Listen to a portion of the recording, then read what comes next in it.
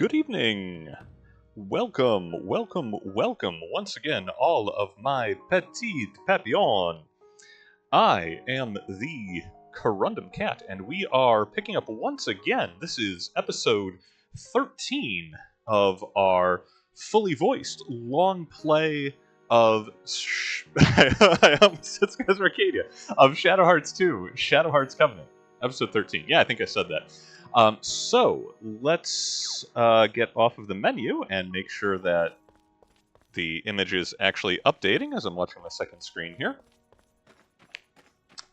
Hopefully so. I guess we'll find out shortly. No? Hang on. Possibly moderate technical difficulties. Okay, a little more delay than usual. I think that'll catch up. So, we are here in sunny Yokohama, back in the warehouse district. I've just been going about and getting items equipped and half-heartedly reviewing crests. So, let's see. We made it to Japan, following Special Operative Kato, after he stole from us, and kept us from finishing off Nikolai back in Appointment Tower. Anastasia has crashed the airship trying to see a cool baby bear.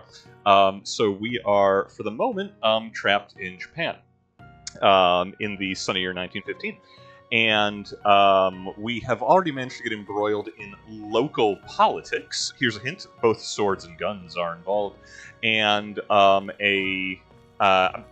the prime minister, some nobleman wants us to go get his daughter back. She's been kidnapped by machine gun wielding, military junta folks, and they are en route to Battleship Mikasa, and we're just doing one more, in the spirit of the unequal treaties. And our man Commodore Perry, who I will be talking about in the fullness of the day, we're just doing, one more loop around the warehouse district to steal from the locals everything that's not nailed down.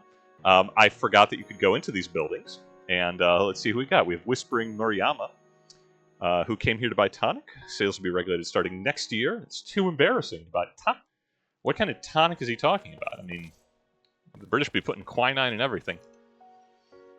Hardworking Tokiro. It's Nippon's gateway to world trade. That is true of Yokohama. All kinds of stuff makes its way over the seas here. It's not all imports, Don't forget all the mountains of silk being exported. Yeah, that's fair. And hello. Okay, firstly, treasure chest. They thought they could hide it from me. The camera was not able to defeat me. But what's this? That looks like a... Is that a carpet roll? Looks nice, whatever it is.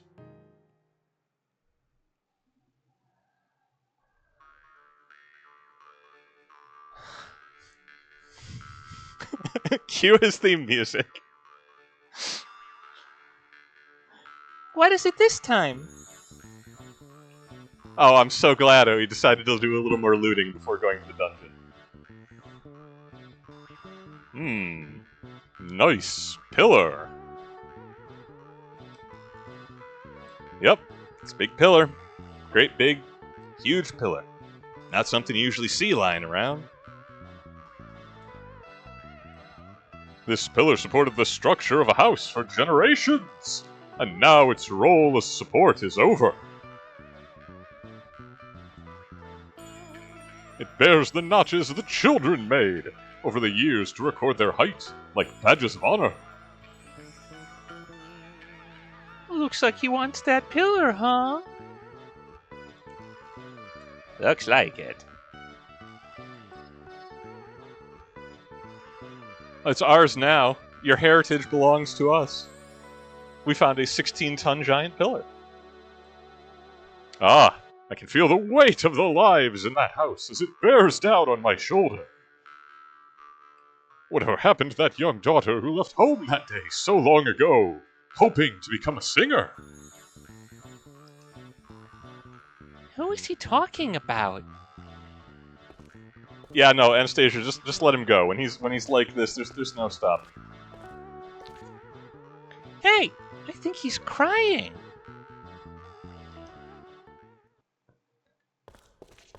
Okay, side note. Don't get me wrong. I'm happy. Everyone else got weapon upgrades. I splurged at the Majimel Brothers shop, so I'm thrilled that Joaquin. That is a big upgrade. That's like 40 extra attack power and 36 special attack power. That's great. That's wonderful. We're really gonna take advantage of that. A structural beam from a destroyed Japanese house. The various nicks and dents in the red paint are reminders of gentler days. And that's great. It does mean that we will no longer be using the frozen tuna. It suffered from an incurable disease and swam into a suspended animation device to await the day it could be cured. Hang on! Apparently our frozen tuna was still alive and in a state of suspended animation. Cool! I should read these item descriptions more often. This is some Dark Souls lore going on here. Oh, and I should actually equip Yuri's new weapon, the Tiger Claw. Designed to mimic the claw of a tiger, like Spirit, that masquerades as a cat and attacks unwary farmers. It's not a tiger at all. That's... we can use the... Yes, dinner. We can use the Tiger Claw to shred the shockingly fresh frozen tuna, which again, apparently still alive. But not for long. Okay.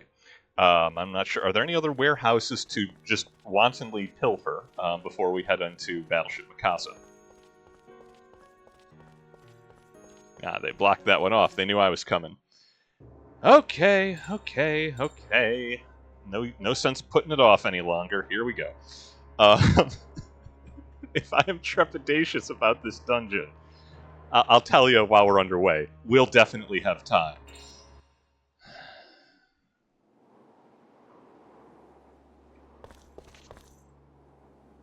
Okay, wow. First note, that's actually an appropriate silhouette for the midship of the Battleship Mikasa. Whoa! Okay, yeah, no, that is the 12-inch guns on her transverse turret and the two main smokestacks like directly midship. All right, they did their... Okay, well, it's not hard to do your research. She's still docked in Yokozuna. Oh, is that a treasure chest under the gangplank? It is! They keep giving me crests. I really need to, like, review my new spellcasting options.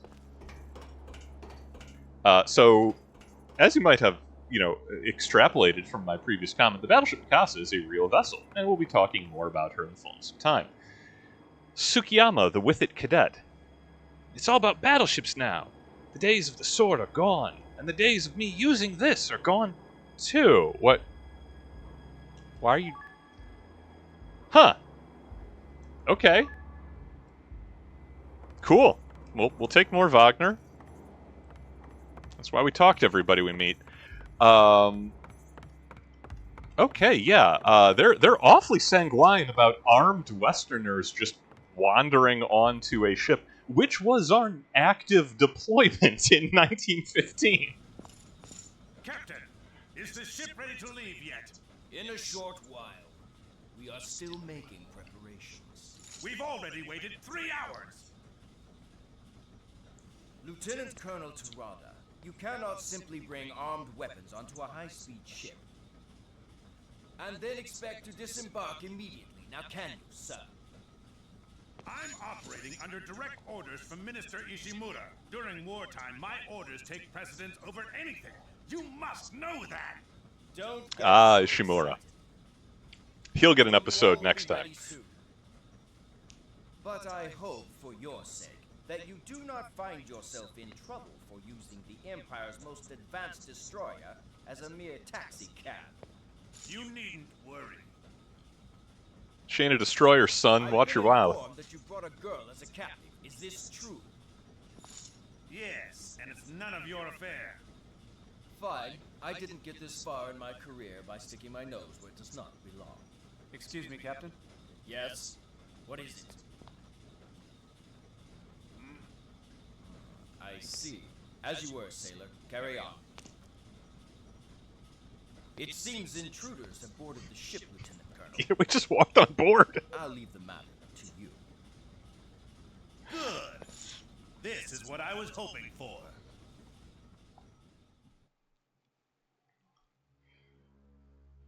I mean, take it up with the Port Authority. It should not have been that easy.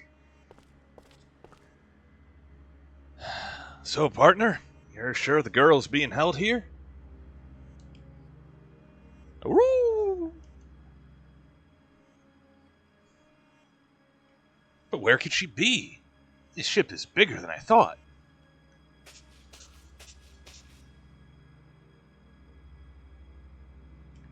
Why don't we split up into 2 groups? I'll take this deck. The rest of you can check down below. Oh, and a reminder for those of you joining us who might have missed last week, this is Karando. He's our final party member. He is a generic anime pretty boy samurai protagonist who wandered into not just the wrong game, arguably the wrong genre entirely. Okay, sounds good.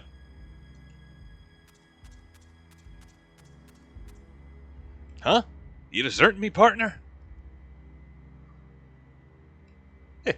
We'll make a great team, eh, Blanca? Woo! Now, who's coming with me? Ah, yes, the full party dungeon. Okay, here we go. All right. Team Karando is Karando and Blanca by default.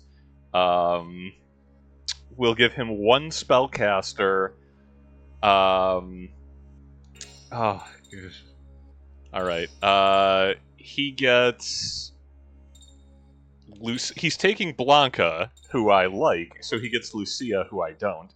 And if I was really mean, I'd give him Geppetto. I'm not that mean. I'm not a bad guy. I'm kind of a bad guy. No. Yeah. Okay. Yeah. Actually, we'll give him Anastasia. Because Team Yuri is obviously Karen, and Grand Papillon, and we will take the terrible old man, the albatross hanging around our neck. I bet y'all thought you was escaping from the nautical lore in this game. Wrong. Oh wait, why did I reset that? Okay. Karen, Papillon, Geppetto.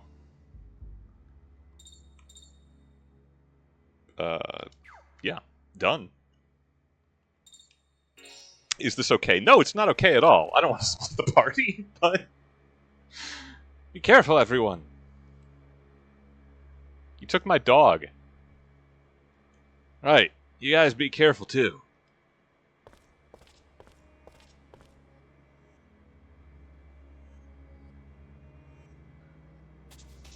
Okay, and we can...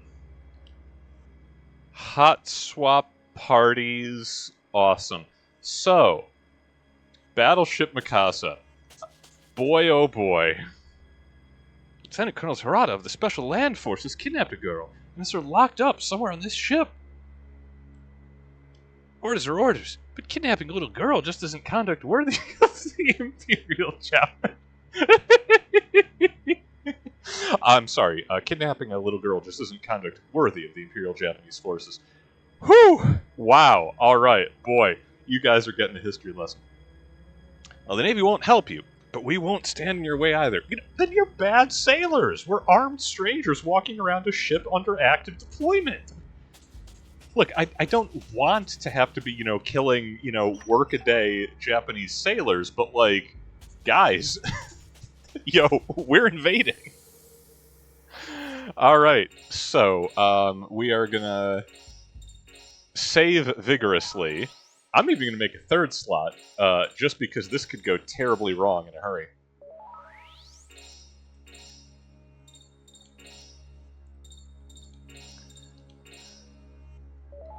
There we go. I feel better about having that extra fallback. Won't use it, we'll probably forget about it. How we doing? Alright. Locked door, can't... okay. Background door, can't interact with. A security door. There are 2 keyholes here marked 1 and 2. Looks like I just insert a security key. We have security key A. Oh. goodness.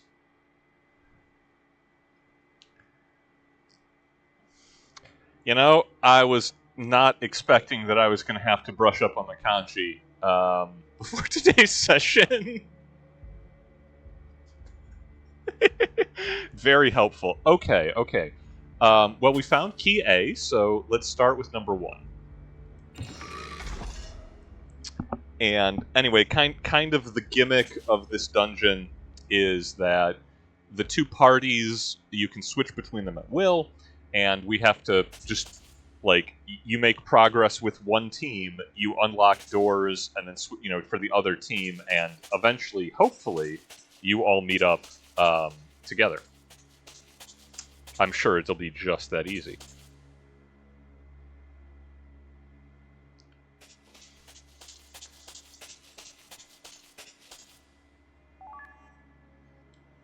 Oh, random tarot cards lying around. Okay, sure.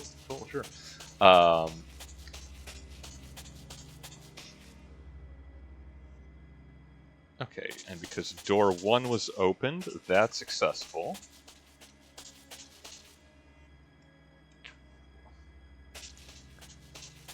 That is keyhole number 3. We're just kind of scouting right now. We're going to check the top hallway again. Oh, murder. Kurando, to start with, has nothing except his sword and no MP. That's a lot of... Yeah, that's 6 men with machine guns.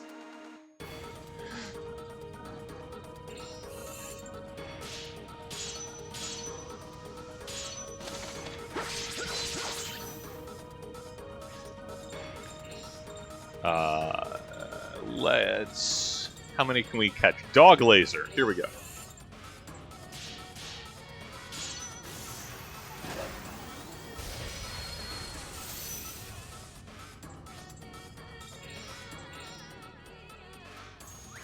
Anastasia will gruesomely take their final picture.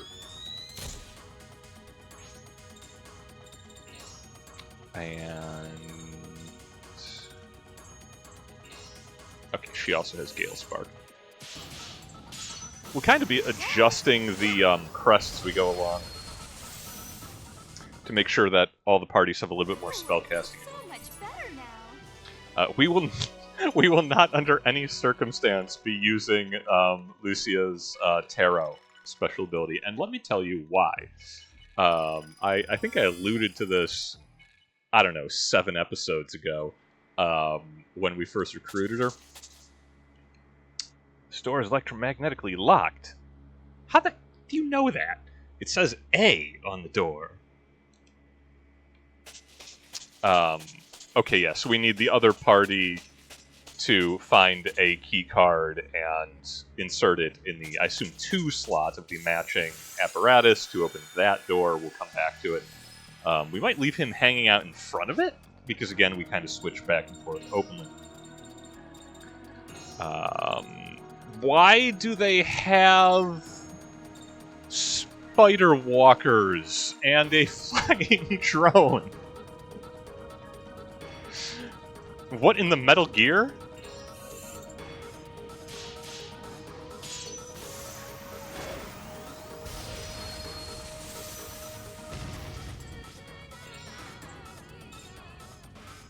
Okay, well, I mean, good news, crew. I'm immediately going to stop complaining about the, rampant use of submachine guns in 1915.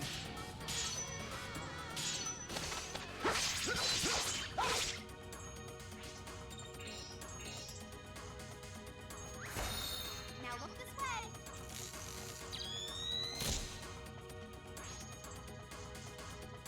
Oh, that giant spider tank is going to be a good target for the 100-ton weight. The direct press. We'll do that next.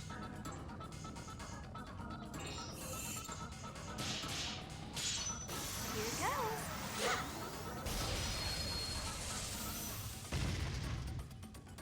All right, what do you got?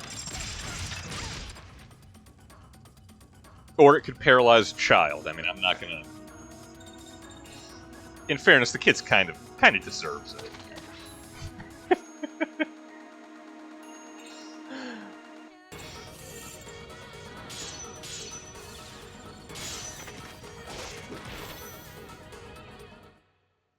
I'm not impressed.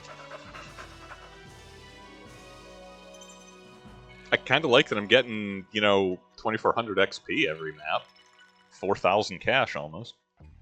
The Majumel brothers will thank the Imperial Japanese Navy for their kind contribution. Okay, let's head up and check over to the left here before doubling back to that security door, and then we will switch over to Team Yuri. Or is this the same... It says 4. Oh, okay. There's letters and numbers. That's terrible. Alright, let's switch to Team Yuri. See if we can make some sense of this. Anyway, this dungeon's a bit of a labyrinth. It's confusing. And it won't be made easier by my threadless history talk. But no, the first time I ever played Shadow Hearts... What's this? Looks like it's locked. Just locked, not... We just need a key, not security lock. So it says B on the door. Alright, we might have to double back with Team Kurando and try the other slot in the security column. And open that door, we'll keep that in mind. It says 2. We have B and we have 2. But no, so this is the... You have to use the whole team, right? We have to use all 8 party members now that we have all 8 party members. That includes Lucia, who you may have noticed I really have not... really haven't been using much at all in the game. Because, like, an hour and a half into stumbling my way through partially understanding this dungeon, in a random fight... Also, wow, that's really good from Karen. Just got unlucky using her tarot card ability and ended up using the world on myself. The world inverted, which just does maximum damage to the entire party and gives you an instant game over. And that's not great game design, but it did happen. To say that I was despondent was disc snapping frustration. Oh no! I lost 72 mana and did no damage. Alright, I'm talking too much. Good thing that won't change. Oh, that's cool. It actually, hang on, it doesn't actually use the mana if you screw up the Judgment Ring. Well, that's nice. I should have paid attention to actually what element, the Academy, to what element these things are. Holy is usually a pretty good choice. We'll start with that.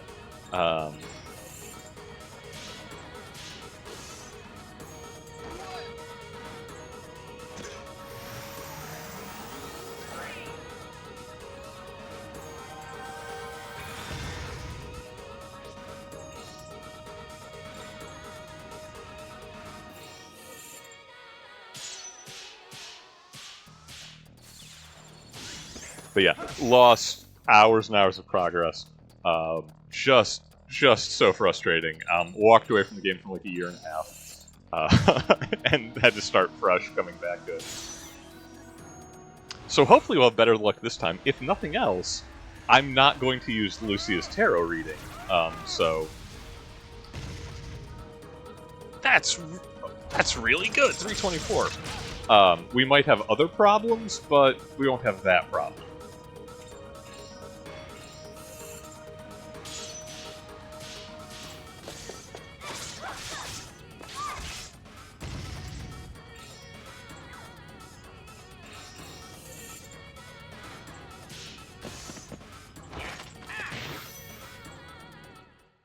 Most insulting end to a robot ever.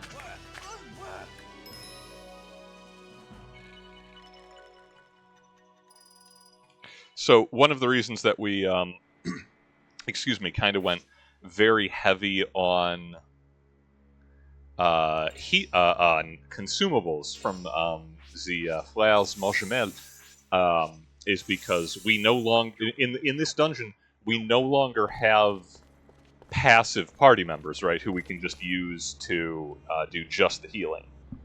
Oh, wow, okay, so 3, 4... Alright, so there's no paths open for Team Yuri.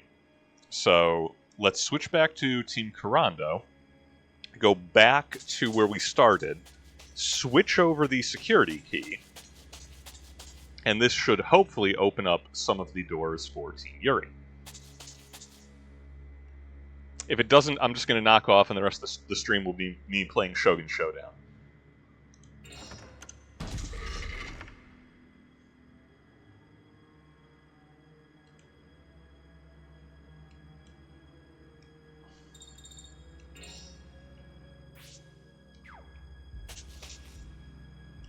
Okay, switch back.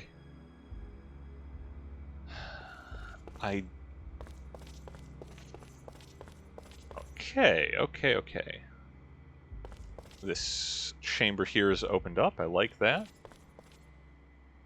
We have the... Alright, we have the same security apparatus as Kurando's does up top, so if we can find another key card, while the doors are open for Yuri, we can open the doors for Team Kurando.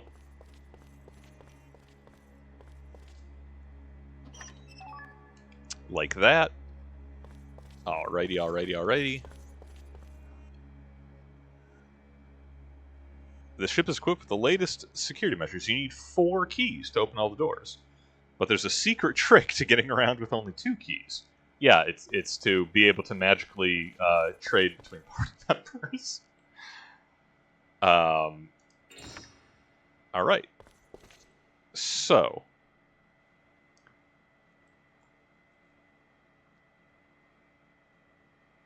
I'm immediately going to lose my train of thought. Okay, so we've opened up the doors for Kurando as well. Let's see what else we have access to here. That's 3.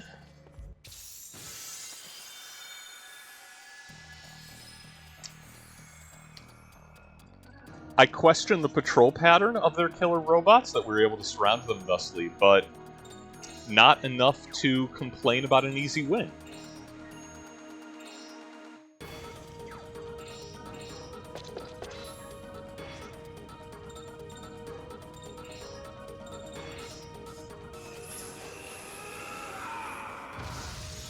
I told myself I was going to use more different fusions. And I lied to you. I love the blues.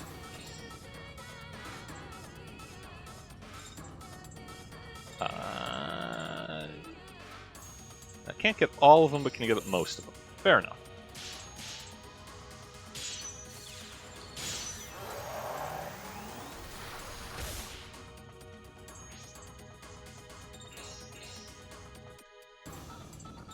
Hey, yo, robots, do you like Wagner?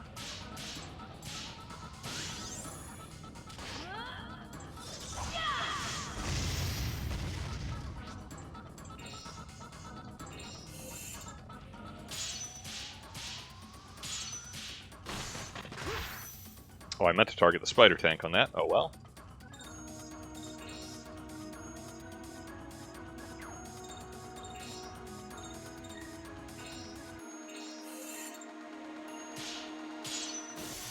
We need to give the creepy old man a little more magic. Let's see what we got available in the crests.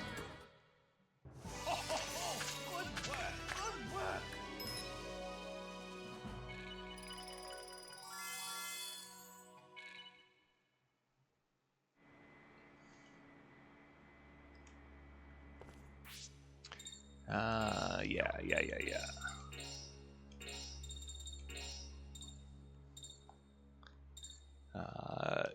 Haste is always good. Gale Spark is great. That's the laser beam. Heck is Red Cradle.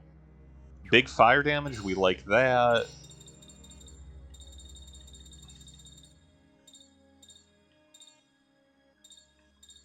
Entrance.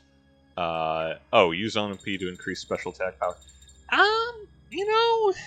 If I remember to use it, that'll make Joachim an absolute beast. Naturally, I will forget it. I will forget I have it equipped, but the possibility exists. So,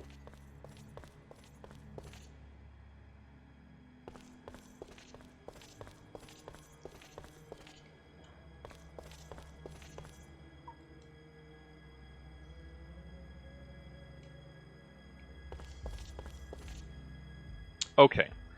So we opening the number 2 door with Kurando only opened up that one aft segment, but that let us open the doors for Kurando. So let's see what other options he has. I think we can, if we move Kurando into the hull, Yuri can... Okay, yeah, hang on. Yuri can then take the key back and switch it over to the other slot here, and hopefully let the teams advance further into the ship. Boy howdy. Okay, first let's switch real quick.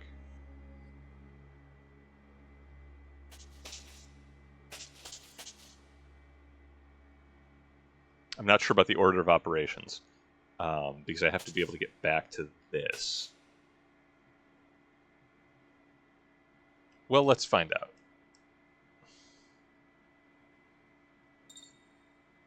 If we take the key out... Okay, yes, door is still open. Did that trap Yuri?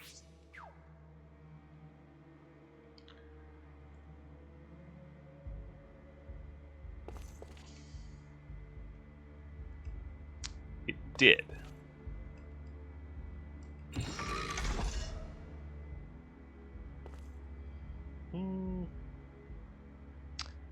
We'll come back to this. Does that get us any further progress with Team Kurando? It's going to be a long session. Oh, good, we're surrounded. Well, anyway. Since we're on the Battleship Mikasa, it feels like a good time to talk a little bit about the history of that vessel. Real ship, still existing today. She's now a museum vessel. But for me to tell you that story, I'm going to have to compliment this, soldiers on shooting Anastasia Romanov 29 times in a row. Wow, that was brutal. I never get to use this ability. Comeback.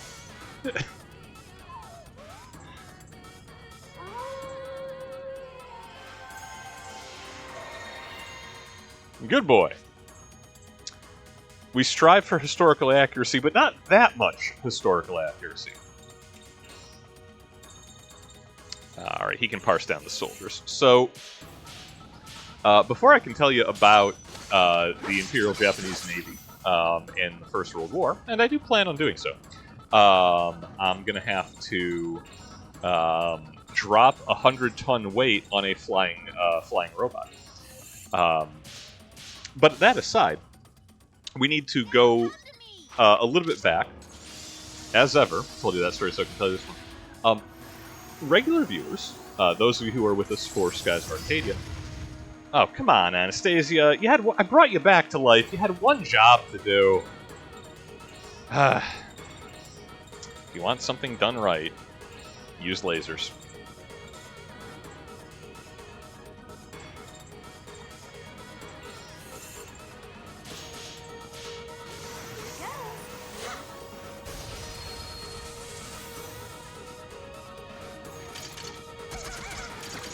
They hate this child.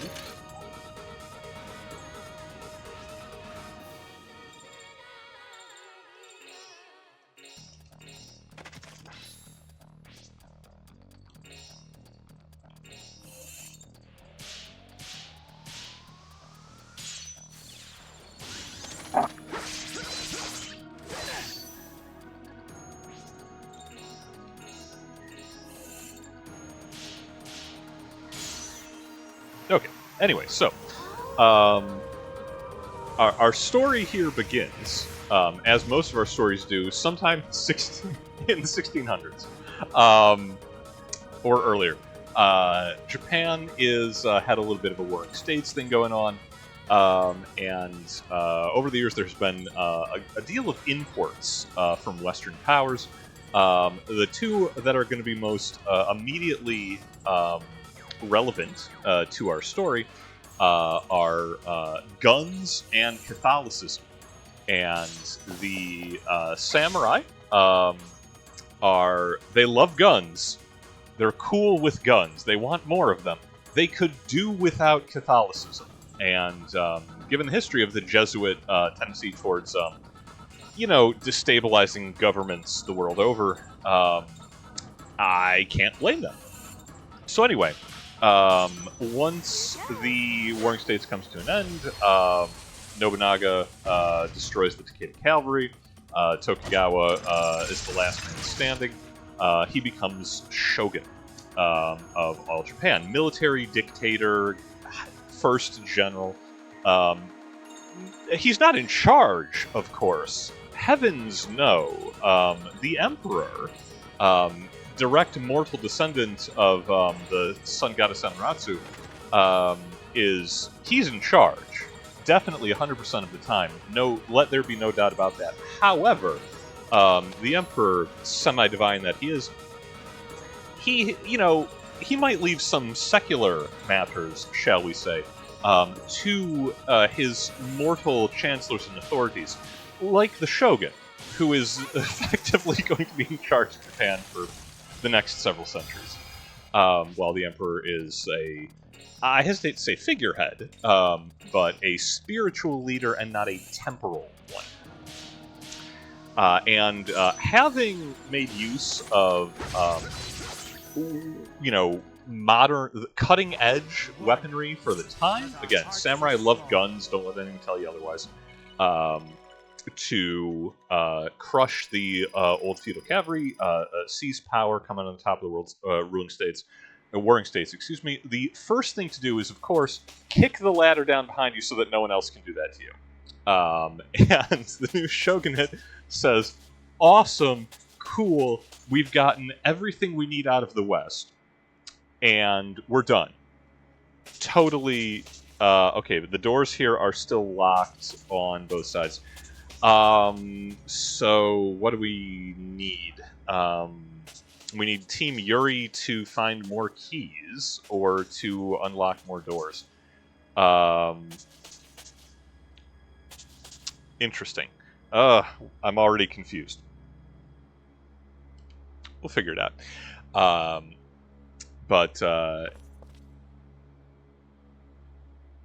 Okay. So we're going to switch this. That will reopen the door for Karando. Let's switch back. Okay.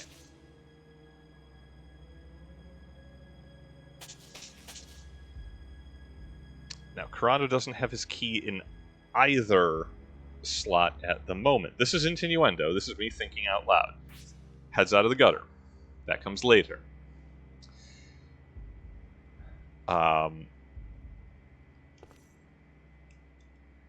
Let's take the key. Okay, so there is a door for Yuri's party, which just needs a key to open it.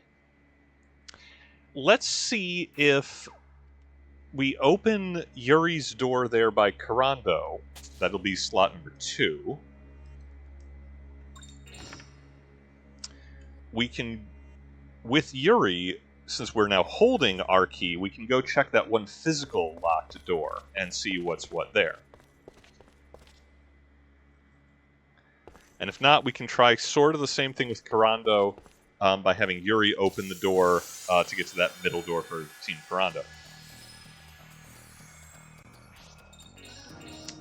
Thank goodness we can just blow up some soldiers in the meantime.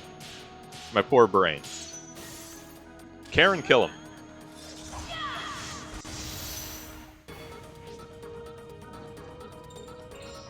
What haven't I shown off? Yeah, I think this is the number 3 fire. I'm pretty sure this is new. Dang, I'm huge.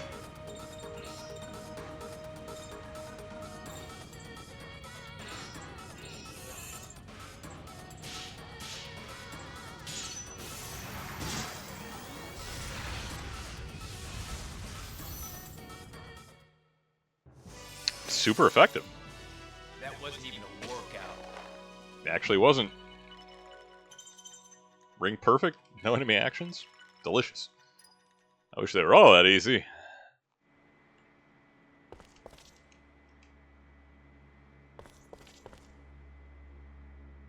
Huh.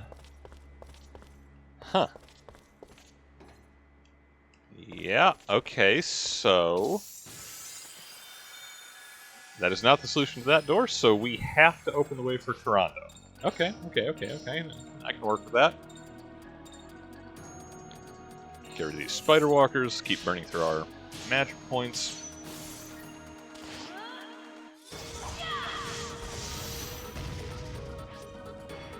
I'm really glad we've been studying Wagner. That's so handy.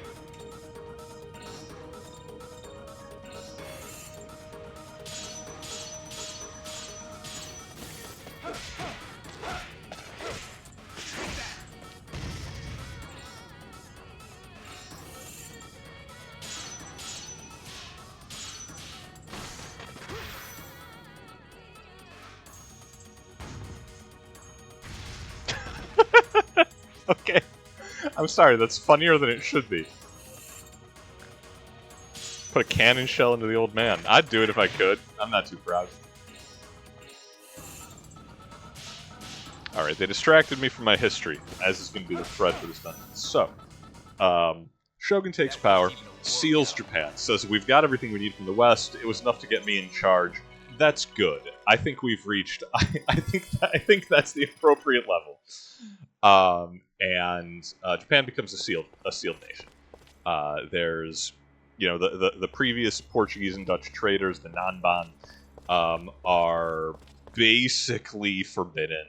There's very, very limited opportunities for there to be remaining international trade. All of it has to be off the shore of Japan proper.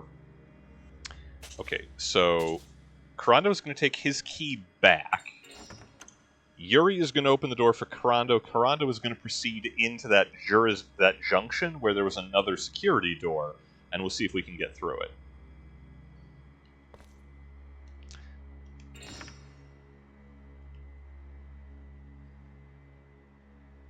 Okay, that's open. We are going to save here on general principle. But anyway, yeah, so that is going to be the... that's just going to be the state of things for centuries. And Japan will be happily isolated with very little contact with the outside world. Again, longtime viewers will remember that I'm 95% certain I told you all about Oliver Hazard Perry fighting the British in the War of 1812 in the Battle of Lake Erie. Well, he has family, and his family is the other Commodore Perry. That is Matthew C. Perry, a much less photogenic individual, for the record, who is going to, the American government, circa 52? Yeah, he departs in 52. They're going to decide, hey, Japan's got a lot of wealth, and we want that. So we want them to start trading with us. And to encourage those mercantile pursuits, they send a battleship squadron. Well, mostly cruisers, technically, under Commodore Matthew C. Perry, to, quote, open up trade with Japan. Now, that is... how to put this? So, that sounds benign, I guess. People like trade. Trade is great for nations. It spreads the wealth around. This is the age of mercantilism. So when I say open up trade, in the sense of, if you run a store, right, and, or a market, and you have a lot, you run a farmer's market, okay? And you have a lot of, local vendors who provide local produce, homegrown, with love, avoiding the big brands, and it's a really nice service for the community. You're very proud of it. And then some mafiosi roll up in a van, flash pistols at you, and tell you that you have some very nice stalls there, and they can ensure that nothing bad will happen as long as you invite them in and let them manage the money and settle the rates for all of the vendors. And that's what we do. I should say that that's what Perry does. Opening up Japan to trade, ending their isolation, is just they go into Tokyo Bay. They park off the shore of Edo, and they fire salvos of blank shells from the 70 plus guns of these heavy cruisers, and the paper thin fig leaf of, oh no, this is a celebration. It's the 4th of July, or close enough to it, and we're just celebrating our national history, and we do that by firing cannons willy nilly. The threat is obvious to everyone who's paying attention. And that there's a squadron of battleships in the harbor, and they say, you're trading with us or we're going to start shelling the city. And it is that simple, right? Like there's nothing ecumenical, equal, nice, even pleasant about this. It is an armed threat against a civilian population to do business with us. Let us set the terms, or else. And Japan agrees. Probably because they don't want to be shelled. And there's a period. This is the first for Japan. We've been doing this along with the rest of Europe to China for a little while. This is the first of the unequal treaties, and that name again really undersells it. Like, y'all familiar with the concept of diplomatic immunity, where if you are a state official with a nationally recognized diplomat, you are not subject to the sovereign law of the nation that you are being hosted by. The idea that that your diplomats can operate freely, they cannot be held account to local law. Ideally, the host, the nation providing the diplomat, will then charge you for crimes that you commit, etc. Imagine if that applied to every Western, or every American and Brit and Englishman doing business in Japan. And that's what we insist upon. And yeah, for a while, that's the case. Let's just insert a security key.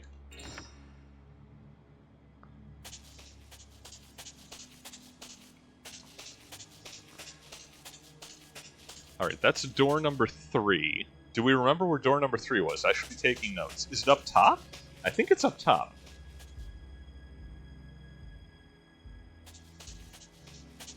It isn't.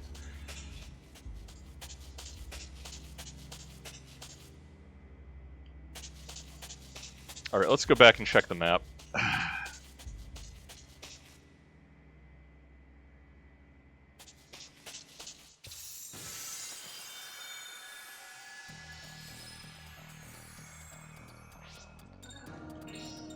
But first, dog lasers.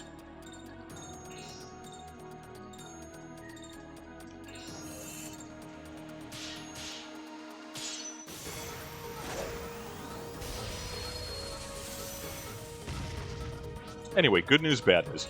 We're strong-arming a sovereign nation because we want to control their economic destiny.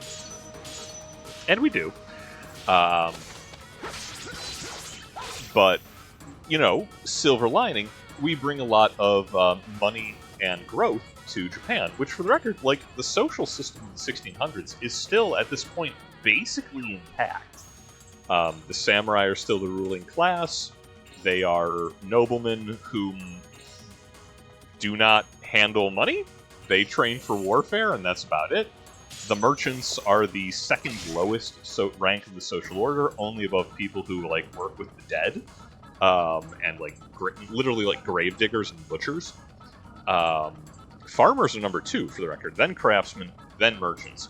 Well, when you open up a national economy to foreign trade, it turns out that the merchants have a heyday. And they do really, really, really well, because there's now, not free trade with the West, there's strong-armed, unequal trade with the West, but there's still trade with the West and the rest of the world. And all those foreign markets mean a whole lot of money pours in to Japan at this point, now that the isolation has been ended. This is going to cause a heck of a lot of unrest, because that merchant class, always looked down upon as the grubby little money lenders and gamblers and pimps and proctorers, etc. are going to become enormously powerful because of all the wealth that they have access to. The Yakuza are going to have a heyday, let me tell you. And they do. All right, let's look at the map here. Map of ship. What's the symbol for 3? Little quotation mark looking thing. Where is that?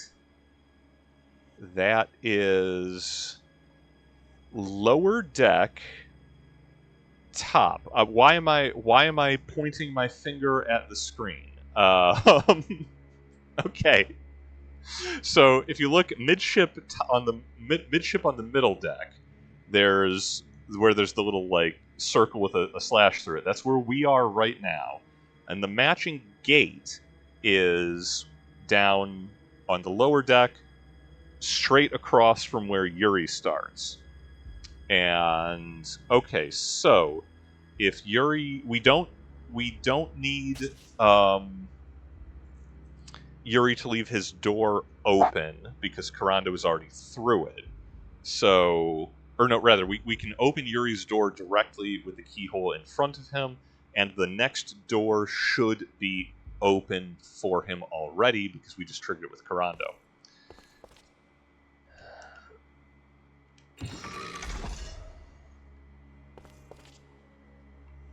But anyway, so yeah, Merchant class has a great season. They do very well for themselves. Yes, door is open. Thank goodness they have a map. This causes, I mean, what the scholars like to call, upheaval. Oh, cabin key. Okay, that's that locked. That's going to be that locked door for Yuri's side that we weren't able to get into previously. We can double back for that. And hopefully that'll have the next security key. We'll find out. Who all we got? Alright, as ever, soldiers are gonna go first.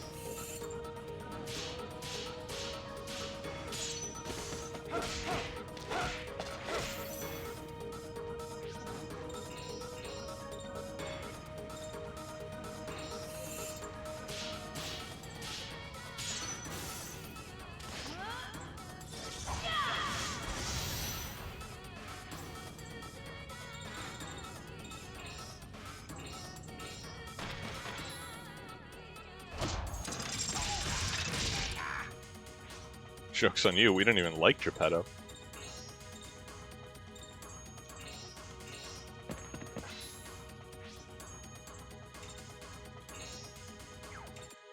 Oh, we can knock this. I mean, it's flying. Can we knock it down? Seems like we should be able to.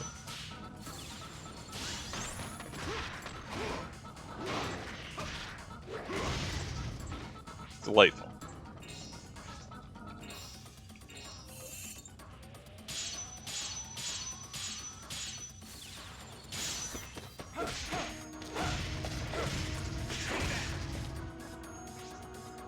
Yeah, we'll beat up your robot.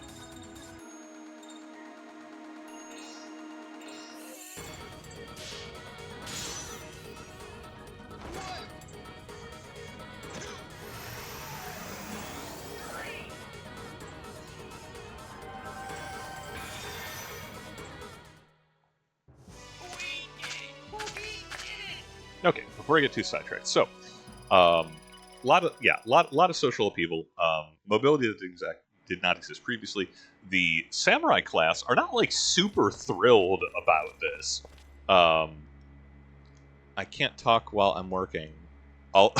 He's a lottery member. If there's a lottery ticket you've got, I can make an exception. Want to try your luck? Sure, buddy. Thank you for adding some brevity and interrupting my thought process again. What do you got? Physical attack down. Ooh, a kendo mask. That sounds good. That's a defense item. Nothing crucial, but let's see what we can get.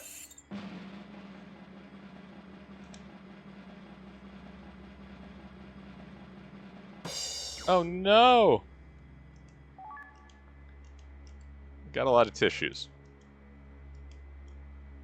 I don't know how many lottery tickets I have.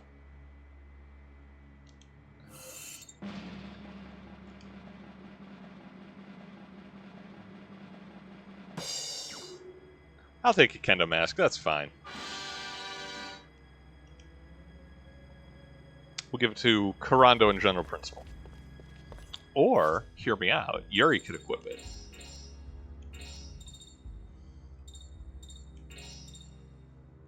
I guess we should see what it does first.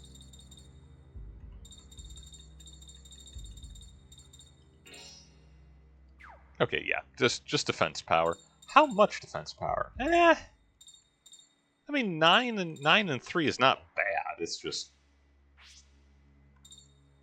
we'll give it to Joaquin. He's already got a matching item, and this will make him a little bit tougher. Good enough.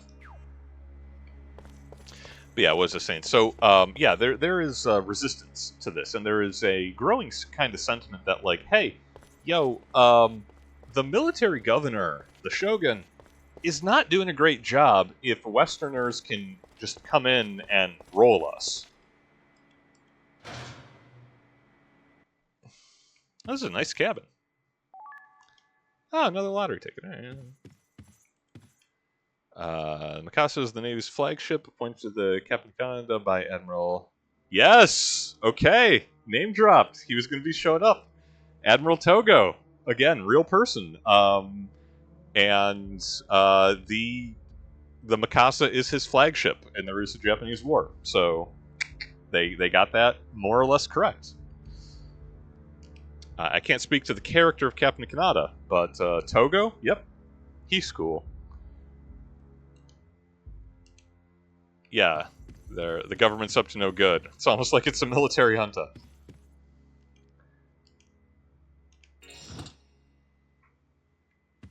Okay, so we pulled a lever that should permanently unlock the A-class doors. And I don't remember where those are, but we can certainly go back and we can check the map with Kurando to answer that question. Or we'll just be able to progress further.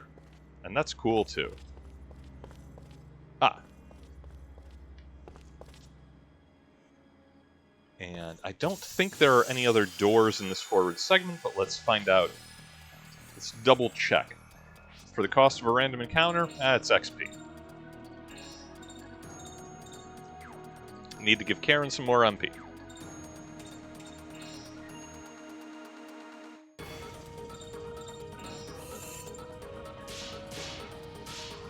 But anyway, yeah, so, unequal treaties, the social strife of the merchant class suddenly living a very publicly, like, just higher standard of living than the samurai. Because they got that money, honey. And I got no skill on Judgment Ring.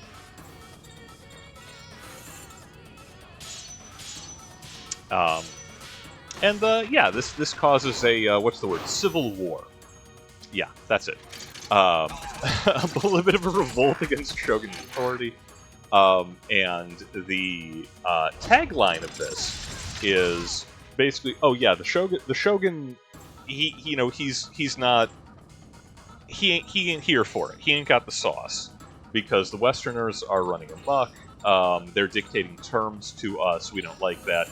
And if the Shogun was actually appropriate to be in charge, he wouldn't have let that happen. It's a disgrace to the Emperor. So, all of us samurai lords, who are going to be taking part in this little uprising, the Satsuma Rebellion, we're doing this on behalf of the Emperor, because we think the Shogun's authority is an insult. It's inadequate. It's a disgrace to the Emperor that his military governor is doing such a bad job. Now, a cynical man like myself might be inclined to point out that the thing that they're upset about is there's all these opportunities of modernization and westernization, and it's going to the merchants and it's not going to the samurai, so the samurai are upset about this. This is a real thing that happens. Saigo Takamori is one of the leading figures of it.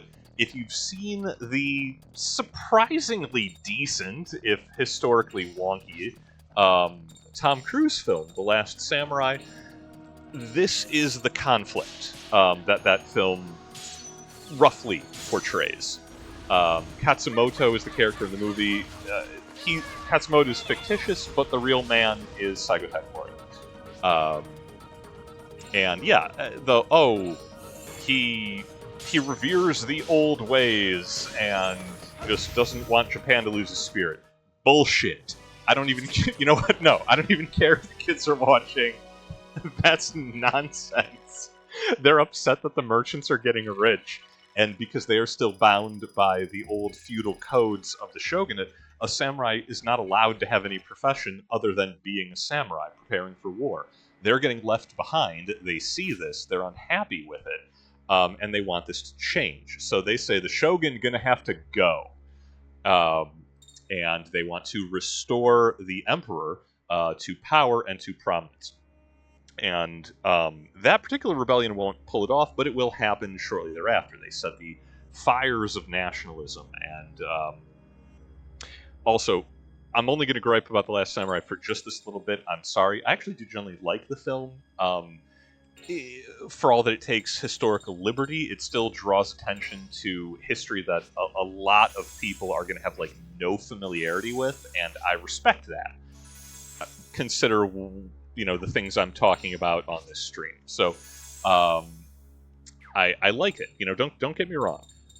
There is a line that makes me want to pull my teeth out, through my nose even, in that, where it's like, oh, Katsumoto doesn't dishonor himself by using firearms anymore. He stopped doing that, you know. Again, nonsense. The samurai love guns. They would have been partying with Charlton Heston, okay? They loved guns. Takamori, the real fella, he stopped using guns because they ran out of gunpowder. But the idea that the samurai preferred bows and arrows to arquebuses and matchlocks is nonsensical. They adored firearms. Why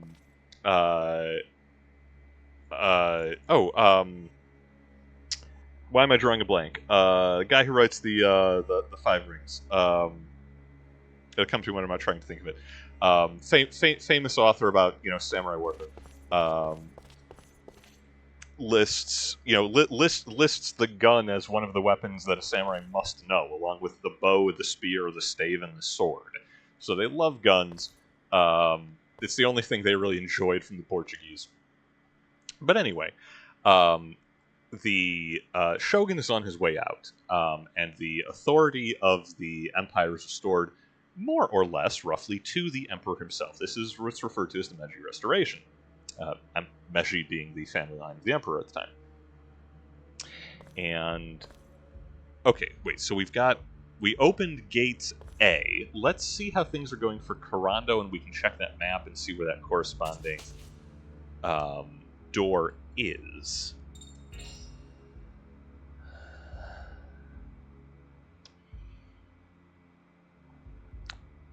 I do not know my kanji.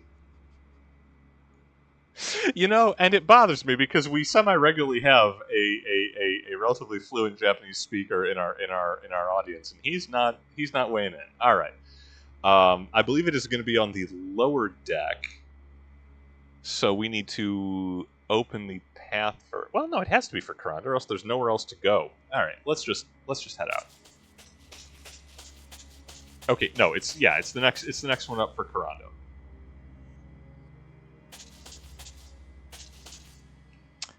The girl, Lieutenant Colonel Terada, kidnapped, is being held in a warehouse near the bow at the bottom of the ship.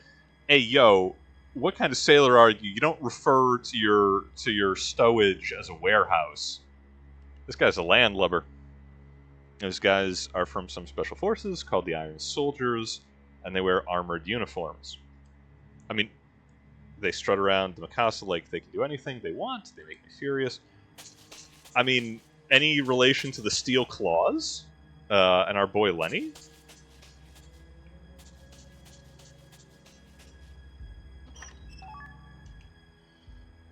Okay, so we have some doors here, and we have a security council. This looks like the bow, so let's... no, that doesn't open. Okay. Let's check the bottom.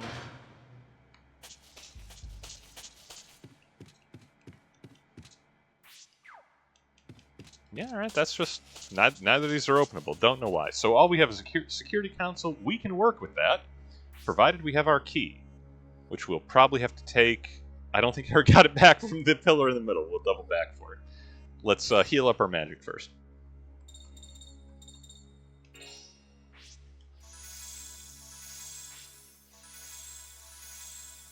Anyway, I'm taking my sweet time to get to actually telling you about this battleship. So, Meiji is back in power. The Emperor is roughly in charge of his country. Again, the shogunate is downgraded, shall we say.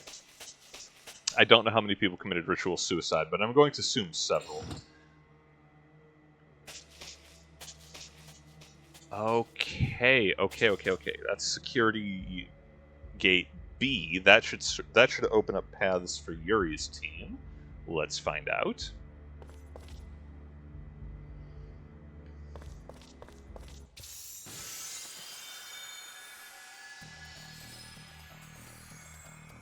It'll be down and across, if anything, because we know that the top is a dead end.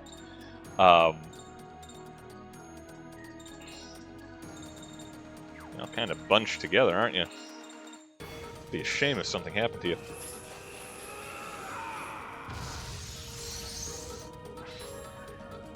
Hey, yo, TJ, they tossed... Welcome, they tossed me into a dungeon where I gotta know Japanese characters. It's deeply cruel.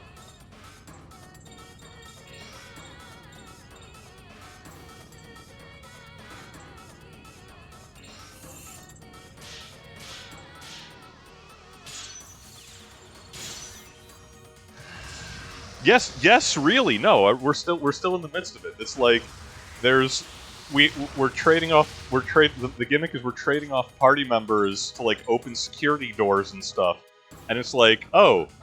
Except all of the symbols are in kanji. And it's like, well, I'm doing my best to remember what these are. You'll see.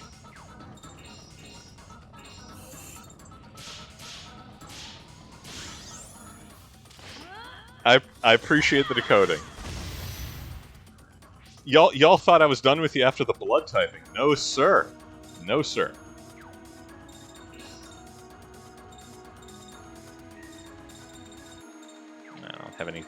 Don't have anything multi-hit, so let's just beat a man with a pillar.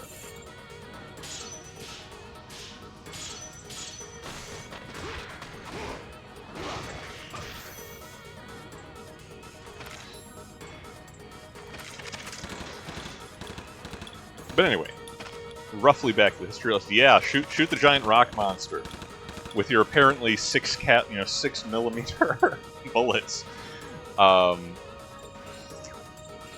The Emperor is officially back in charge again. This will have no problems for anyone ever, thank goodness.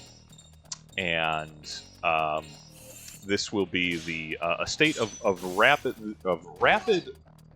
modernization, basically because Japan looks across the sea to their neighbor to the west, China, and sees that the other Western powers.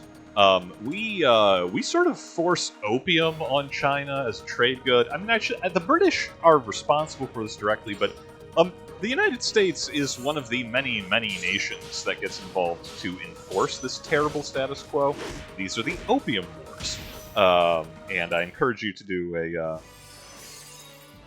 a little more reading on those. They're awful, but basically. For all that we force unequal treaties in Japan after Perry points out that they have a very nice Tokyo Bay there, and it would be a shame if something happens to it. China gets it considerably worse, and they lose like actual territory to Western imperialism. And Japan says, okay, well, it's bad enough that we have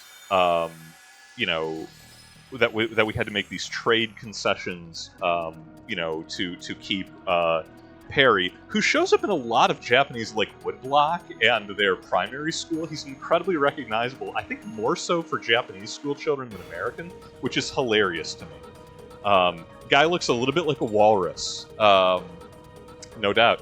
But they say it's okay. So it was bad enough we had to put up with that. So we need to catch up in a hurry. We need to be a first-rate world power. We need to join the great game of Empire, because if we don't, we're going to get rolled. And they're not wrong, right? Like, that line of thinking is going to lead to some terrible things for a lot of people who don't deserve it, but, yeah, the core conceit behind it is true enough.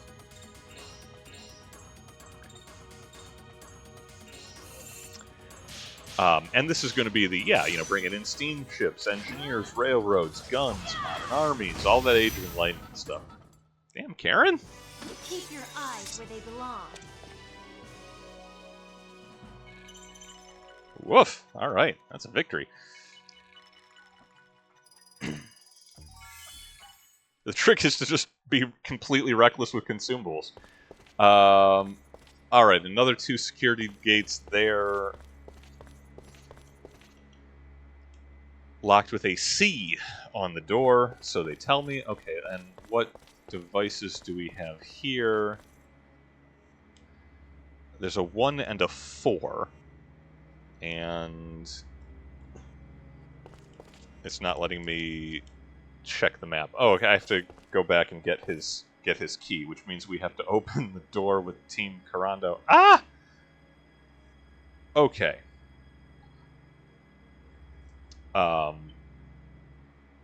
So we need Yuri to be able to get back here to open the number 4 gate with his key card, which I have to go back to the other end of the ship and get. Which means I will probably then have to switch back to Karando, retrieve his, put it back in the first pedestal to open up the door for Yuri to get this far. Thank goodness I did a lot of research for the classroom hours this week. Or at least I have a lot to talk about. But anyway, part of that modernization is going to be, and this is like, again, this is the 1870s, 1880s, after all the intersign violence of the Meiji Restoration, and there's a lot of like sword fighting in the streets. Not a joke. Not an exaggeration, a real thing that happens. But once all that has kind of died down, and we, thank goodness we got rid of the military government of the shogunate, but now we definitely need to bolster the military at all costs to be able to compete with the Western powers. Time is a flat circle. And I mean that's the order of the day. So, going along with that, in addition to modernizing the army, getting railroads, is let's move away from 1600s era wooden sailing ships and start building a modern fleet. Being an island nation, being susceptible to blockade, and having that one run-in with Commodore Perry already means that, to start with, the Imperial Japanese fleet gets the lion's share of the resources in their early modernization. Because, they recognize the next time Perry or one of his other cousins shows up, my goodness, how many are there? They want to be able to, intercept, turn them away so they aren't threatening to bombard Tokyo Bay. And of these, they bring in the best German engineers of the time for the Krupp Iron Works, Armor Works. And, okay, so we're going to go retrieve Yuri's key card back from the start. A lot of backtracking here. And the Mikasa, the vessel that in-game, you remember Alice? This is a story about Alice. But no, the Mikasa, why I started telling you all this, is, again, she is one of the flagships of the Japanese home fleet. Specifically, she's the flagship of Admiral Togo, name dropped in the narrative already. The Nelson of the West. Y'all thought I was going to be done talking about historic navies when we finished with Skies for Arcadia. You were wrong. I'm sorry. I don't know what to tell you. I'm not sure what you were expecting. And Togo is a a pompous little man, if ever there was. He is a reasonably talented naval commander. He is in love with his own reputation, and he is the he is going to be he is the man in charge of the great Japanese victory at the Battle of Tsushima in the Russo-Japanese War, with the Russians bringing in their North Sea fleet all the way back around the Cape. The Panama Canal does not exist yet, for the record. This is 1905, and arrives late to represent Russian interests in Japan. Specifically, they're trying to secure land in the Japan's sphere of influence to complete the Trans-Siberian Railroad. Togo has his great victory. The Russians look like chumps. This will help destabilize the throne that Nicholas II is going to lose 12 years later. We've covered that in the past couple of weeks of episodes. Okay. Yuri needs his key so we can have it available later, which means we need Karando to go back and open up gate number 1 so Yuri can proceed back through the ship.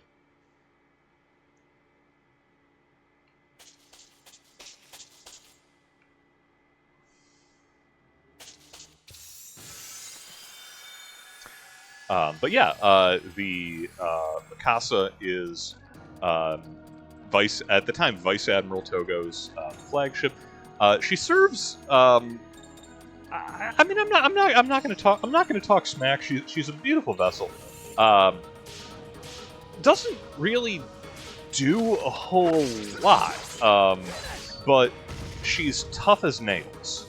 And what she does at the Battle of Tsushima specifically, she soaks hits. The Russians pour fire from their fleet into Mikasa.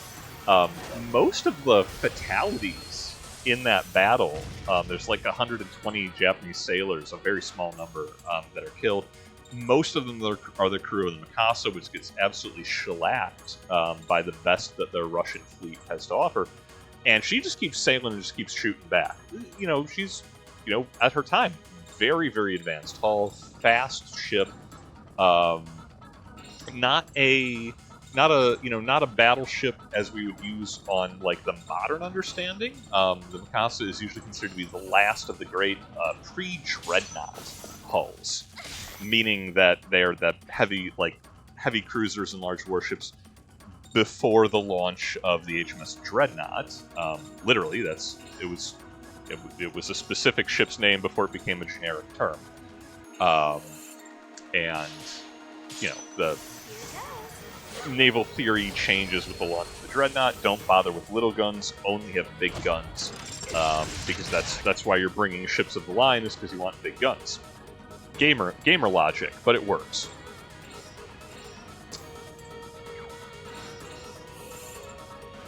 And Mikasa will serve admirably. Togo will be hailed as the Nelson of the East, referring to Lord Horatio Nelson, British naval fame. The ego in this fella. He may be considered the equal of Nelson, but not Korea's Admiral Yi, for he has no equal. Though that's true. This robot keeps paralyzing my party. I'm not sure how I feel about that.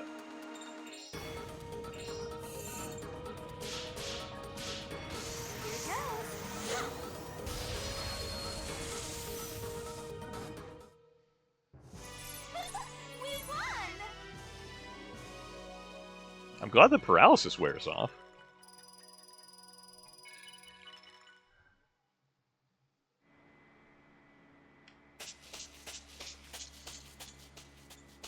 Okay.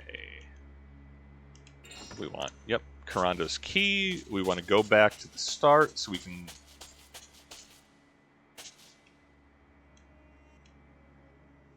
Yep, no, this is fine. This is fine. We'll temporarily open the gate with Yuri.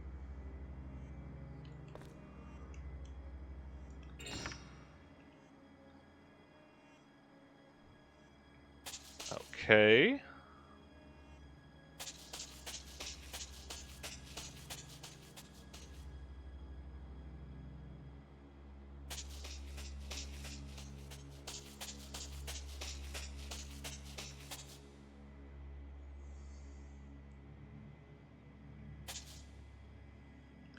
All right, then just so I make sure that I'm got this correct in my head, we'll take the key out.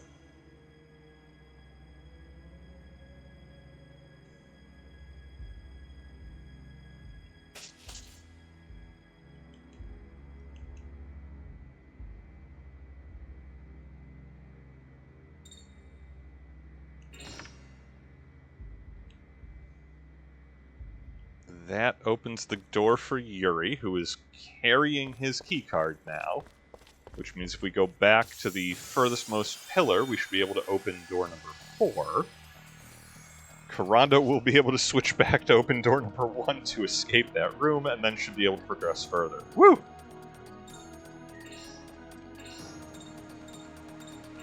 And it will probably work like that.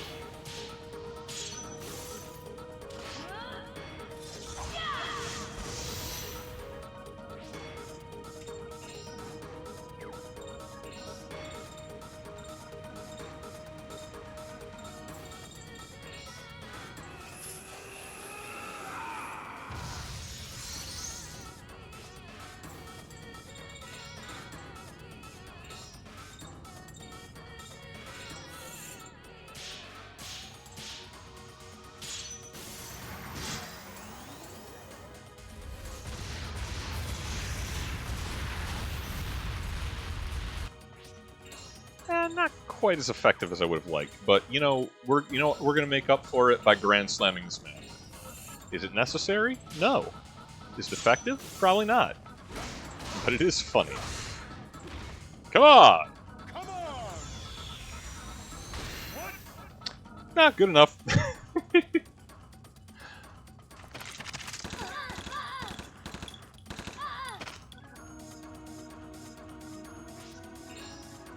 I mean, I don't blame him for shooting Karen 15 times, but I wish he wouldn't.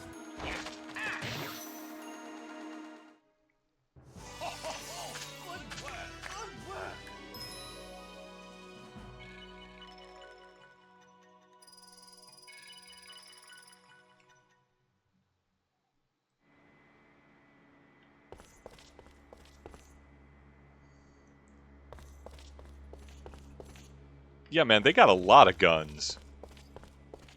You missed the fight earlier. They comboed Anastasia and they shot her 45 times in one round of combat.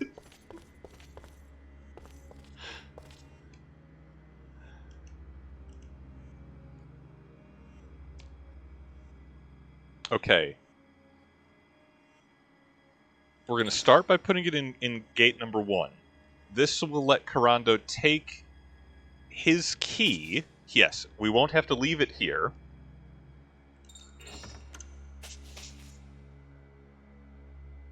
And before I forget about it and confuse myself, we will switch that to gate number 4, now that Karando is through that door. We might have to change it back, I don't recall. Door behind Karando should be closed, and hopefully doors ahead of him will be open. Most importantly, he has his key with him when we get to the next area. Yeah, go. Amusingly, 45 hits is more than we did to Rasputin. I think he got 40. I think he got 39. Nikolai got 41 maybe, but no, 45 is still the record.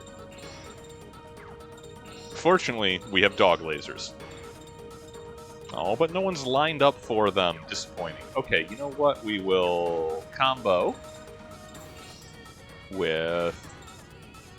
We'll combo with Lucia. We'll do dual lasers, because it'll be funny.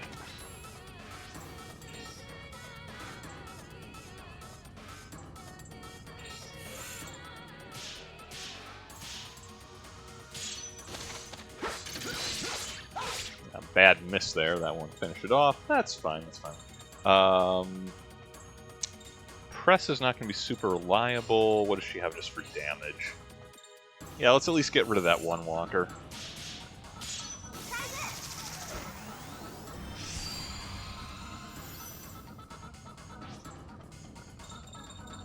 Okay, lasers for days. Here we go.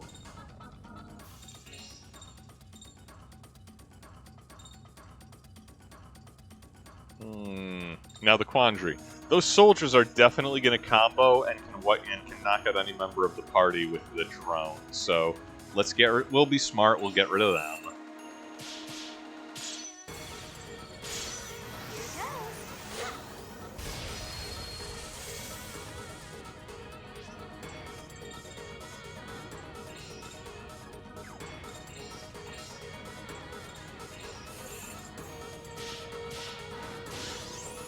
I was going to say dual laser, but this is actually slightly cheaper.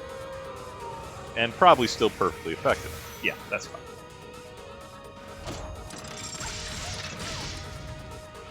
Oh no, not Lucia. How will we go on?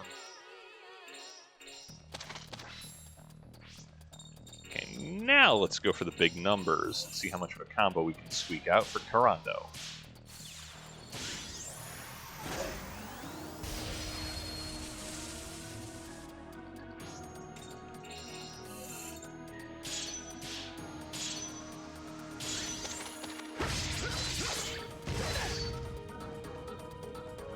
I mean, he hits hard. I just wish he could do literally anything else.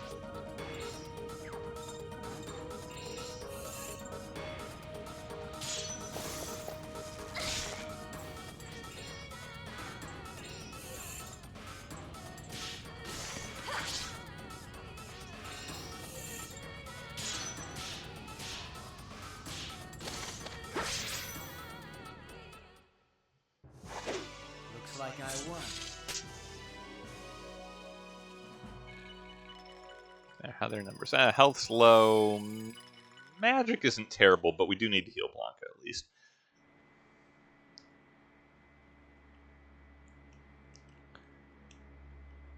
But yeah, so the history lesson always continues. So, as I mentioned, the Mikasa is still existent today.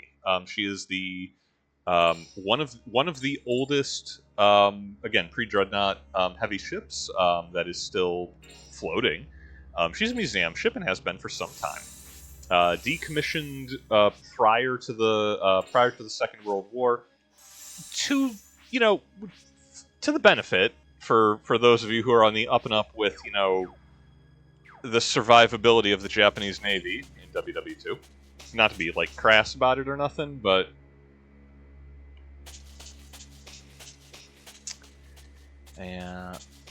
okay, what do we got here? Well, that's a spooky looking access way. We'll check that back shortly. Locked door. Okay, so that's hard progress. Let's see what we got.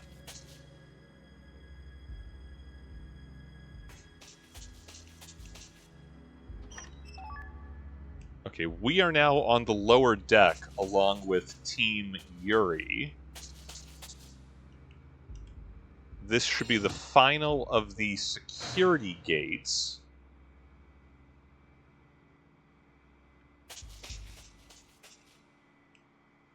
The passage to the warehouse, it's strictly protected, blah, blah, blah.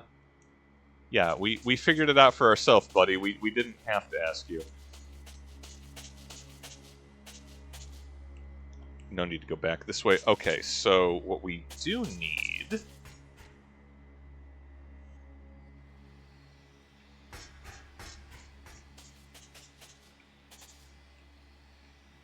this is a security door. Okay, and we need the second party because we have 4 people in this. Well, okay, 3 people and a wolf in this party, and we can't figure out that we can just ask Lucia to operate the other security console. We need the whole other party to do so.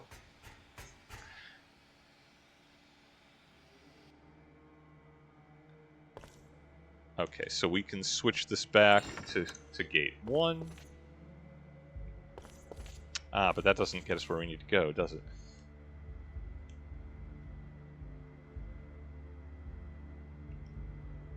Oh, right, we're not in the... Never mind. Yeah, I'm quitting.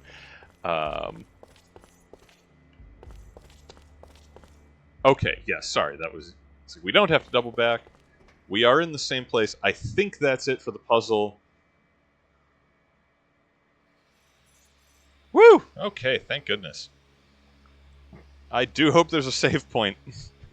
If not, I will absolutely abuse a save state at the start of any boss fight, because I don't want to have to remember where I was in that. is the very bottom of the ship. All we have to do now is get through this door.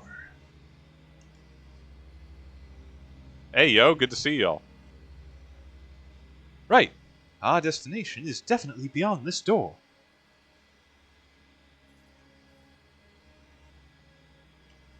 Are you ready? We have to press the buttons at exactly the same time. Let's get our timing down perfectly. Ah, jeez. Okay. Yeah, I'm ready. On the count of 3.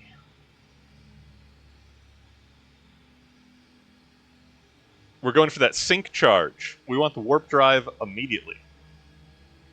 Okay, go ahead. Here goes. 1, 2, 5. I really thought they were going to have me play a mini game to get that. We did it! They're holding the girl in here somewhere. Let's go in, get her, and get out fast. Yes, let's hurry. I have a feeling I should have looked at that bucket of bullets off to the side, if only because it's like a unique model, but I didn't. Okay. No? Just a thing. Not an interactable thing. Okay, cool. Fine with that.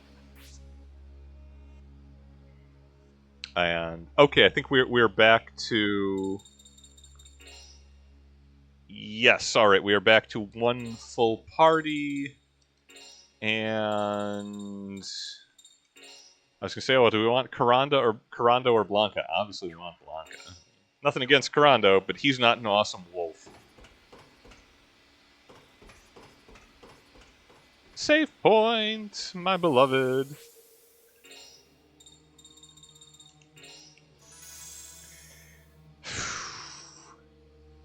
Do I want Joaquin in gold bat for a boss fight?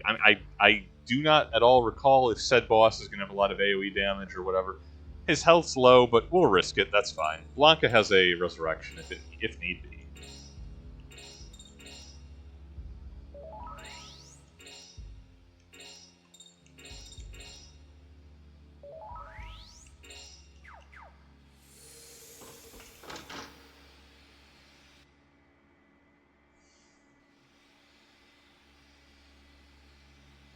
It's Lieutenant Colonel Terada. Well, well, the old man's pet dog's come back to get the girl. Y'all very casually hanging out, just fully armed and armored, having some wine, playing some cards.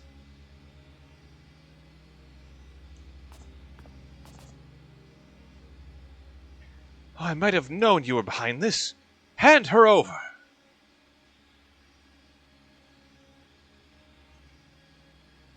I'm afraid not.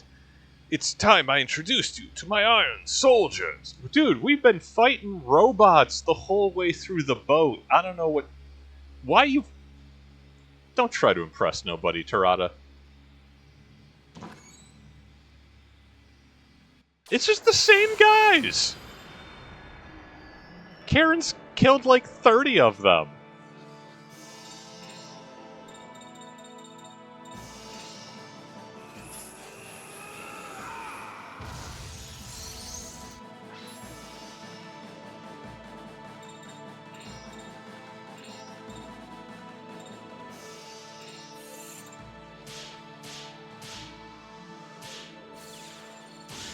I mean, far be it from me to stand in the way of anyone's villainous monologue.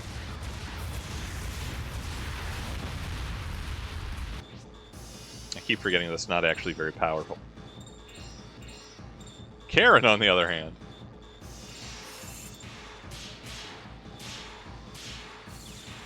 She stacks bodies like cordwood. Bye.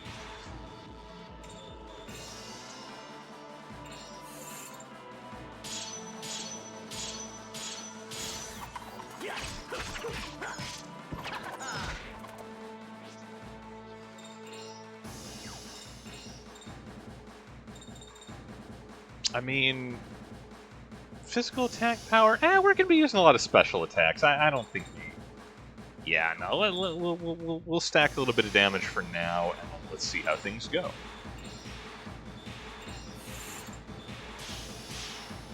That armor's pretty good. This boy reasonably beefy.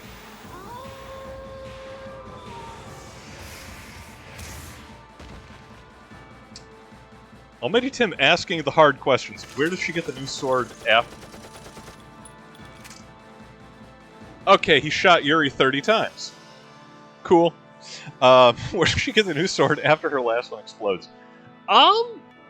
Like, maybe she has a whole bunch of just generic cheap swords, and those are the ones that she throws.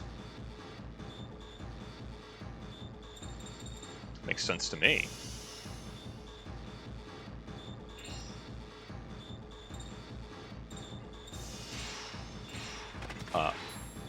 On Karen's next objective, we're definitely going to use Arc Gale, because I want to get out ahead of this guy. He got some damage to him.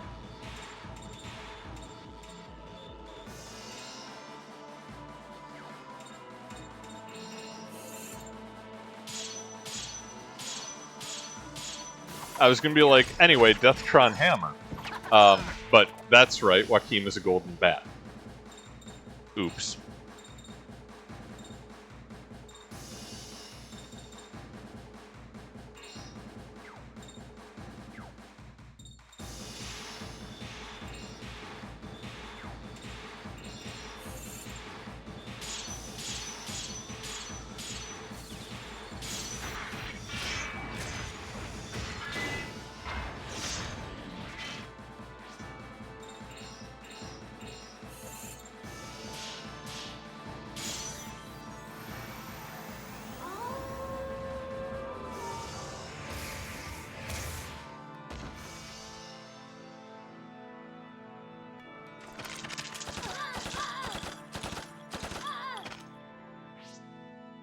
I mean, he's reasonably tough. I don't know that...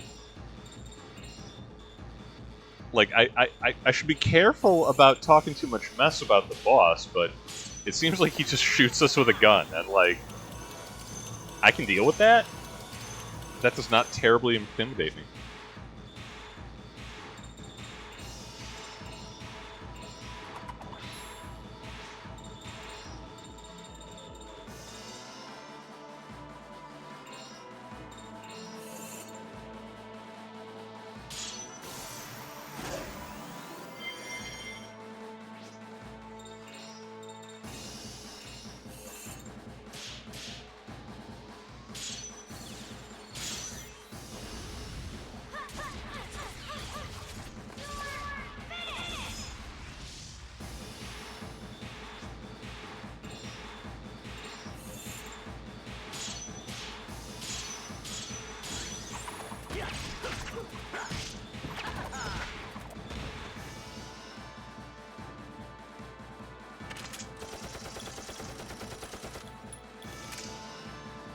That's a very classic sound effect. I like that.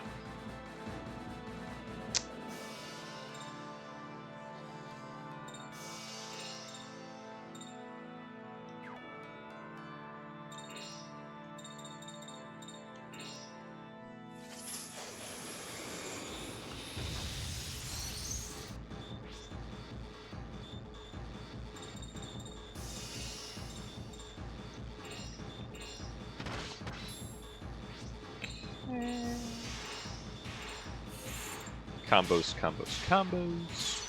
Ooh, that was close.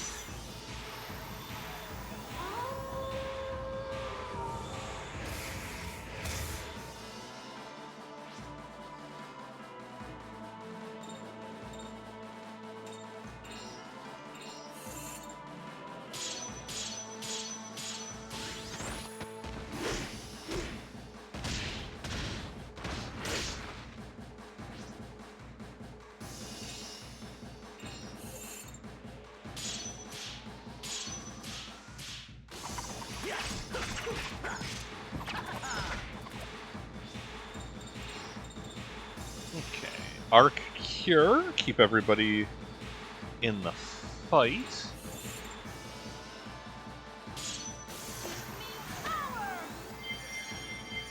Put the blood back in. Alright, alright, alright.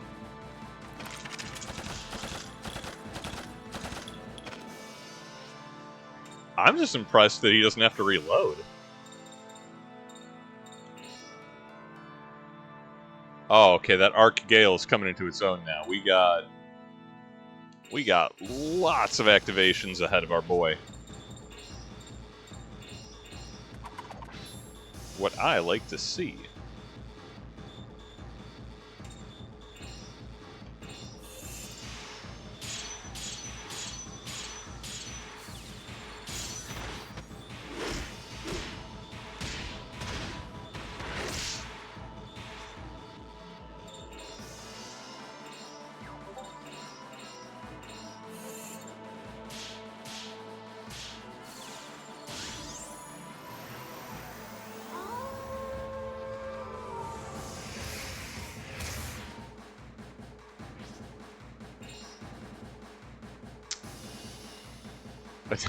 Now, I may have comboed him too high in the air. I'm not sure if Joaquin will be able to hit him. But let's find out, shall we?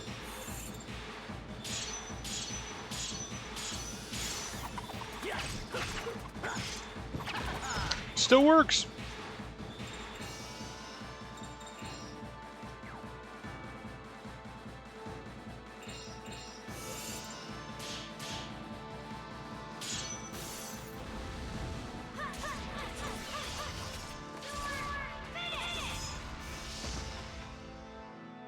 Oh boy, you on your last legs.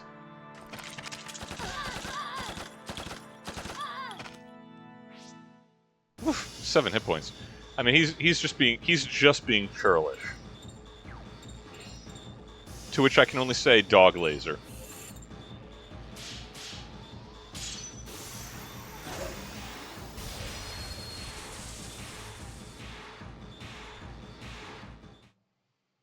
Vaporized.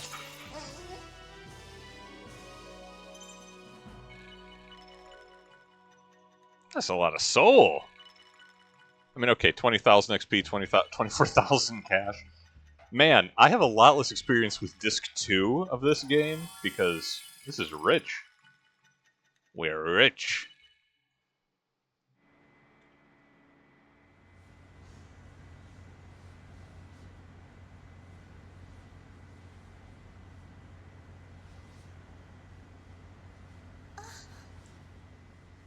Hello, precocious child. Snowball! Corando! Princess! Are you okay, Princess? I'm okay. You're a lucky little girl. Who are you? Call me Yuri. And this guy's name isn't Snowball. It's Blanca. Blanca? Yeah. So, it's Blanca, is it? Thanks, Blanca. Really MVP, she's not wrong. Yoshiko Kawashima. Yoshiko Kawashima? Yes? This is Yoshiko. She is the daughter of my master, Naniwa Kawashima.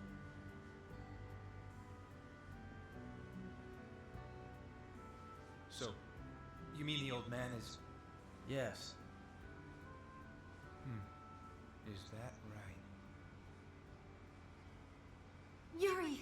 Well, I'm going to have to update the classroom hours for next week, because we have some more historical... Oh, you got pistols! Captain of the Mikasa. We ain't scared? Any sudden moves. No one needs to get hurt.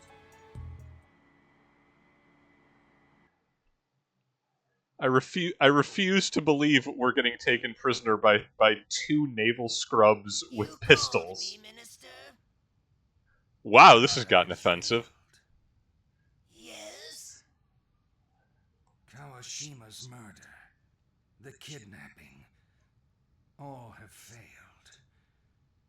It's all because of that young bodyguard of his.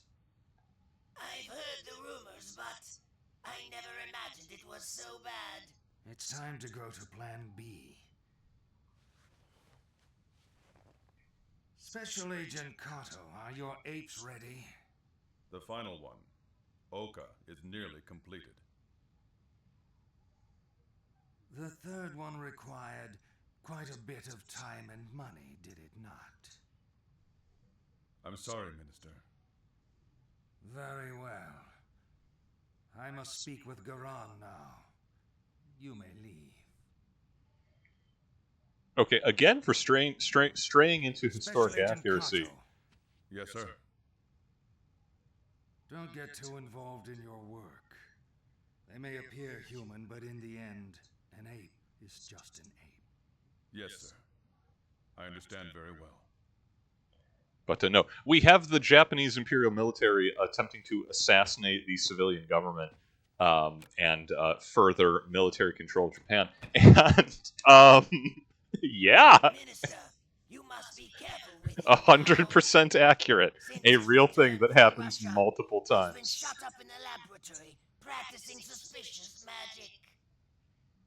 He came back from Europe with a great present for me. Let him play with his little toys. Minister, you are far too easy on him. He was nearly court-martialed after coming back from Europe. You shouldn't give him such an important position. Special Agent Kato has traveled in Asia and Europe and seen much of the world. On the other hand, you have never left Japan, and I'm not surprised you see things differently. It's really quite interesting. I cannot understand you. Prepare for our attack on Kawashima. He has adopted a daughter of the Qing dynasty in order to gain a foothold in Asia. He plans to resist Yuan Shigai and even support the guerrilla war. I'm afraid if those events should occur, we'll lose our advantage. Ah, yes. We cannot ever permit that. We cannot allow Kawashima the power to create a country in Asia. We must eliminate him while he's still in Yokohama. I understand you.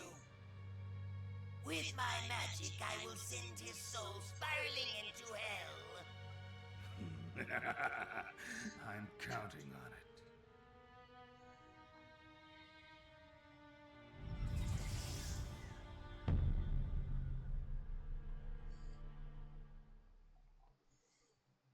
We keep playing games with random mystics that are floating on pillows.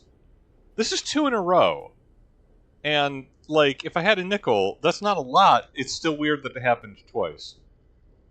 Oka, wake up.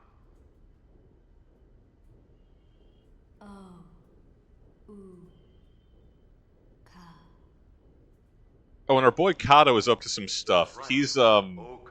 resurrecting the dead into, like, creepy servitors.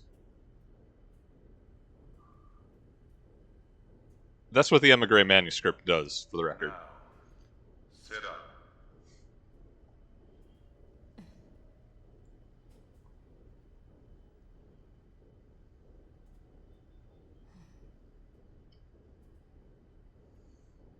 Your job is to escape from there.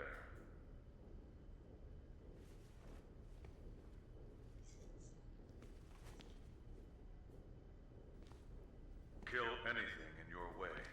Then come to me as swiftly as you can. Also, what kind of mad scientist? Hey, yo. Master. Hey, random construct that has just achieved sapience. Escape and kill everything in your way. Why would you give that order? That's not a professional. Also, what? Oka is level 50? And she's got a gun! A subtly modified version of Japan's newest sidearm. That's not... That picture is not subtly modified from a Nambu. It has a range of 4 kilometers. Yeah, not many pistols can manage that. So, cool. Illegal tech combat suit. Movement is augmented with a layer of artificial sinews. Yeah, we are full on Metal Gearing it, aren't we? Okay, so I had totally forgotten that this was a thing, but I'm now reminded that this is a thing. We're gonna have a little side dungeon of Special Agent Kato's bizarre, deranged, like Magitech experiments against God and man. And cool. Yeah, she got the Nippon Gat. That is what do they say? 700 meters per second velocity. That's really quite good for a pistol.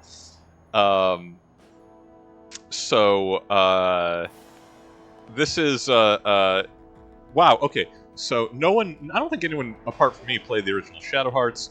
This is Agent Kato's old superior officer, stroke hopeless crush, stroke girlfriend, who died in the first game, and he has resurrected her as a freaky Magitech golem monster. That's not great. Men will do anything to avoid going to therapy. But yeah, so we're going to have a whole side dungeon with her and her compatriots, the mutant apes. You'll note the visor across her face. She is see no evil. Of course, there's speak no evil and hear no evil is the other. Kato is absolutely doing evil, and he's going to continue to be a problem. I